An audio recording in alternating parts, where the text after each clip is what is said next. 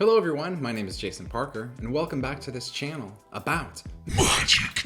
And before we get started, it's time for episode 7 of our little segment, Random Questions with You and Me. Today's question is, what is the scariest dream you've ever had? Leave a comment below. I will give you my answer also, but my answer is a little bit longer because I'm telling my whole dream. I'm gonna save it for the end of this video after the reaction, so if you want to hear my scariest dream, stay tuned for that. At any rate, in this reaction video, I'll be reacting to Penn and Teller themselves performing some magic on their own show, Fool Us. This is season 7, episode 14, and yeah, let's just go ahead and jump into it.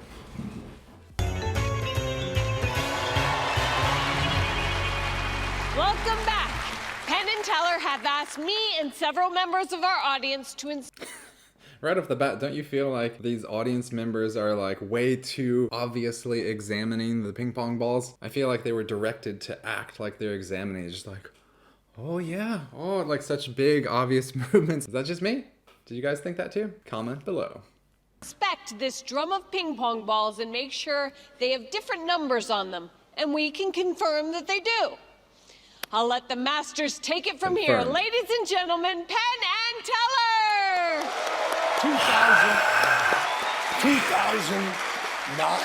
2,912 ping pong balls. 2,912 ping pong balls. People in the audience just checked out, made sure they were all different.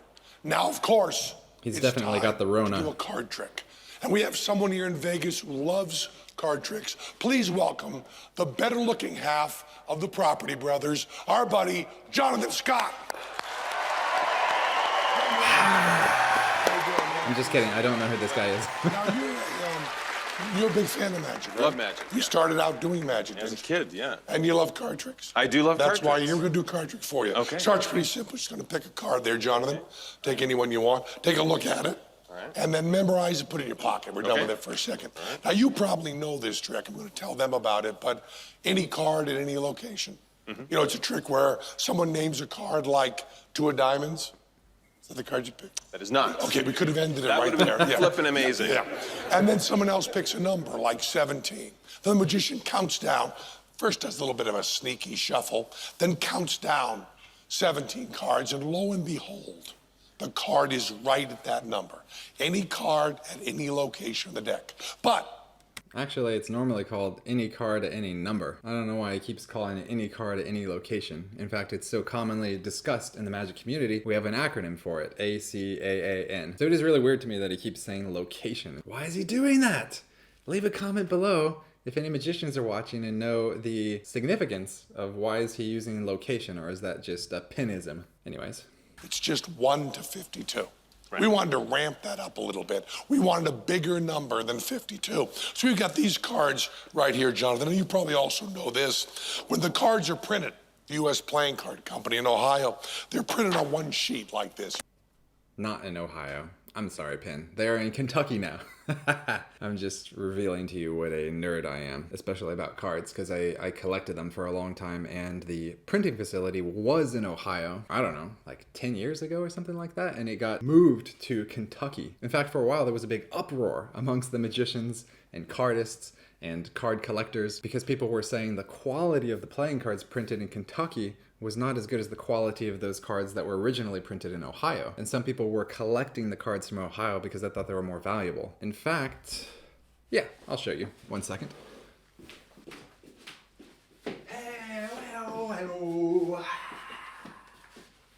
Open my secret door.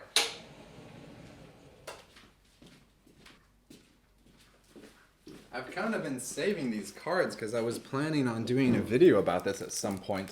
You see I've got a bunch of cards here, and if you look on the end here, let's see if we can give you a close shot of that. I don't know if I can get it to focus on the cards instead of my face. Awkward moments. Anyways, maybe I'll just give a still shot of that so you can see what I'm talking about.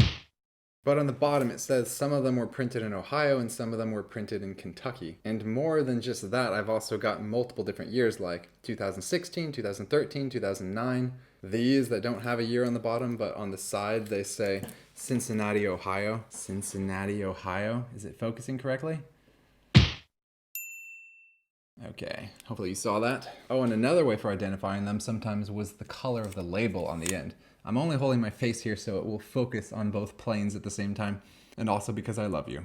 I just want to get closer to you. Come here. So yeah, I was planning to do a video about these where I would open them and feel them and tell you what I felt is the difference. You know, if some of these decks handle better for certain cardistry moves than the other decks do. Yeah, I was planning on making that video for a long time, but now I don't know. I think that's like a niche within a niche within a niche, and I think 5 people would watch that video. So it's probably not worth my time. I should probably just make another reaction. Anyways, I'm gonna go ahead and close that secret door because it looks really strange, right? Messing up this background. Let's go!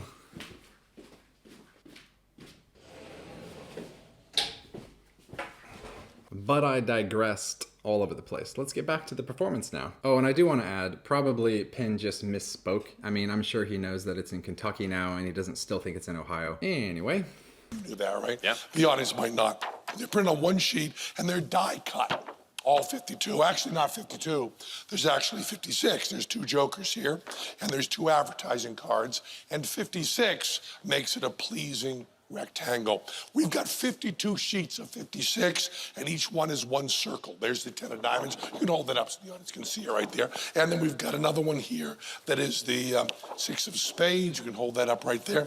And then Teller's got one that's a 3 of hearts. I got the king of spades here. Teller's got the 9 of diamonds, and I've got the 5 of hearts. So we have 52 sheets of 56, and each one has 1 card circled on it. Now, when you were doing magic, you probably did some sleights, right? Yep. Did some shuffles and so on. We're going to show you a really wicked hard sleight we learned. This is a shuffle that we're going to do with all of these cards at once. Watch this. We've worked on this a lot, so please appreciate it. We're going to shuffle all these cards at once right there. Now, see what we've done here, Jonathan, is we now have a much bigger number than 52. We have 52 times 56, which is 2,912. Exactly right. You caught me, boys. The same number of ping pong balls we have over there. Walk to the other side of our Vegas style thing here. And you can look in here. People examine it. You can see there's a lot of different numbers in there. Yep. There are 2,912 different numbers. You have a card in your pocket. I'll just say right now, I am very suspicious about that container. I don't care that they had 4 audience members up there. That's 8. I don't care they had 4 audience members up there examining it, you know? Whoa, look at me looking at this. No, I'm sure they did examine it, but, you know, for example, you can't see to the inside, right? There are all these ping pong balls, so they cover up like the very center core. And I'm sure things could be hidden. I definitely don't trust this part. I know they're gonna do something here. You've not told us it yet. Correct. We're gonna now pick a number here. We're gonna spin this around. Now bring your hands over here, Jonathan, so that we can get you to have just one of these fall out there. Just have one fall out in your hand there. Or, yeah, okay, just you got more than, see, like, more than one, that's okay. Just 4 or 5 fell out, and the rest were just stuck there. 1,290, we've got 402. Well, actually, you got one, but we'll give you a choice. What do you got there? I have 458. You have 458, you can have 402, any one of these numbers you want. I'm quite confident in my ball selection. You feel good about the ball selection? Okay. Why does everyone giggle every time you say ball? Try it again. I'm really good at picking balls. There you go, there you go. You've got, let me see, 458. As I said, the magician always does a rather judicious shuffle here. So I'm gonna do a rather judicious shuffle here to try to get your card at, what is it again? 458. 458. Now, although I was complaining about that contraption with the ping pong balls, it seemed like he really had a free choice of switching out balls to a different number there at the end. By the way, is Penn wearing a gold Apple Watch? Is that what that is? I was thinking about getting an Apple Watch recently. I mean, Christmas is coming. Do I need an Apple Watch? Probably not. You know, but I was thinking it'd be kind of cool with the whole sleep tracking and, you know, having something on my wrist kind of thing. But little known fact, when you are outside of the United States and you are in a different country like I'm in Ukraine currently, even if you are in Germany or Italy or wherever, if you try to buy Apple products, they're a lot more expensive. So I could get the Apple Watch in the US for X amount. Over here, it's X amount plus $140. What? Why? And I'll tell you why. It's because the countries like to charge an import tax because they want a cut of that too, which I kind of think is ridiculous and perhaps the topic for a whole nother video where I just rant and complain about things. And yeah, back to the magic. So here we go, 458 right there. I don't know if we hit it. Do you think we hit it? I don't think we did, but that's okay. The shuffling was amazing enough. I like Teller's acting. Now, Did we hit it? Jonathan, I don't know. The hardest part of this whole trick is the audience has to count by 56s. Okay? So if the card was one of the first 56 numbers, it would be on this sheet. This is 1 to 56. And the next sheet is 112. Count with me now. Now we have 168. We have 224. You're not staying with me at all. We now have 280, right? And then we go to 336, What is it, everybody? right? 336. And this funny. is 392. Right? And this is this is the one, right? 448. And here's 449, 450, 451, 452, 453, 54, 55, 56, 57, 458. There's a blank there. Out of 2,912 places the card could be. What card did you pick? The 8 of hearts. 8 of hearts, pull it out there. 8 of hearts fits right there. The 8 of hearts right there. But you know, asking people to picture 2,912 is pretty hard. But also asking people to picture just 8 hearts is not easy. No. So we want you to picture 8 hearts, because 8 hearts looks just like this. Here's 8 human hearts right there. 3, 4, 5, 6. I think we have 8 human hearts right there. There's a few more in there. That's an order there. 1, 2, 3, 4, 5, 6, 7, 8. 8 hearts. Nicely done. That is amazing. 2,900. Hi! Thanks for watching tonight's fantastic show. For Penn Teller and all of us at Fool Us, good night from Las Vegas. Alrighty, let me give you my concluding thoughts about their performance. So I thought that was entertaining, of course. I mean, it's Penn and Teller, they're extremely professional magicians. What can I comment on here? Well, I know they must have used Jedi powers to get that card selection at the beginning. And as far as the ping pong ball, I'm not entirely sure if they had like a multiple out kind of scenario. I guess they must have had one. And as far as the sheets where they were shuffling them and it ended up in just the right position, that was cool. I mean, I like the overall concept. I think I do have some kind of suspicion on how they did that because I noticed after they shuffled and Penn started talking, if you look, Teller, after they shuffle, flips over the whole stack, so now the bottom is on the top. That definitely could have had something to do with it. And you will notice when they get to the final sheet and they pick it up, you see Teller kind of flips it in a strange way and picks it up from the edge of the table, which could also explain the 8 human hearts that came out from the center of it when it was rolled up. And as to where they found 8 human hearts, I'm not really sure. I can't explain that one. I'm fooled. They got me. What can I say? But yeah, I mean, of course, these two guys have so much experience as magicians. They're legendary. Obviously, it was entertaining and very tricky with lots of pieces of the puzzle. And it seems like they're always creating new magic, which is really cool. Anyways, what did you think? How did you enjoy it? Leave a comment below. And I promised that at the beginning I was going to tell you my worst dream I've ever had, right? A promise I will keep as soon as we read an Aesop's fable. Story time. I promise I'll give you my bad dream right after this, but let's do this. This is important. Important stuff, you know? Wisdom, knowledge. Do the random selection again. I'm gonna aim for the end because I don't usually go there. All right, this time I have stopped at the farmer and his dogs. This is chapter 249. Looks like a really small one. So yeah, let's do it.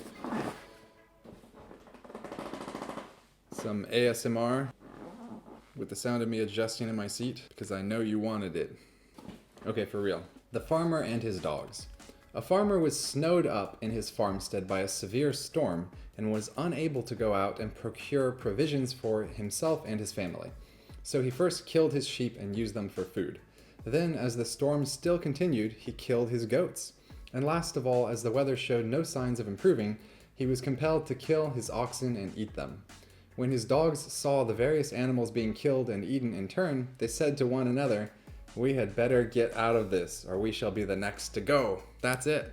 No moral of the story. So what can we say about this carnivorous situation? It's kind of like one of those stories or movies where people in an airplane crash into the snowy mountains and after a week start eating each other. Except this time it's a farmstead.